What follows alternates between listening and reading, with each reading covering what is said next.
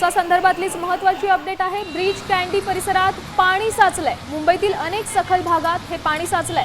पहिल्याच पावसात मुंबईत पाणी साचल्याची बातमी आहे। पाण्यातून वाट काढताना नागरिकांची चांगलीच कसरत होतीये।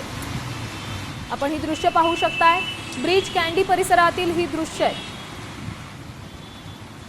या संदर्भातली अधिकची माहिती देण्यासाठी आपले प्रतिनिधी प्रतीक्षा बनसोडे आपल्या सोबत जोडल्या गेल्या आहेत। सध्या ब्रिज कँडी परिसरातली काय परिस्थिती आहे?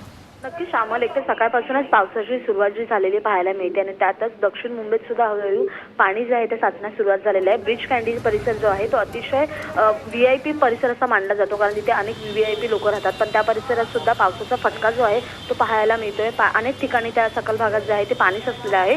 ब्रिज कँडी परिसरात सुद्धा जे आहे ते तुला मुंबईच्या रस्त्यांवरती जे आहे ते पाणी साचलेलं दिसतं। तिथली वाहतूक जी आहे ती सध्या धीम्यागतीने सुरू आहे। श्यामल, नक्कीच धन्यवाद दिलेल्या या सविस्तर माहितीसाठी।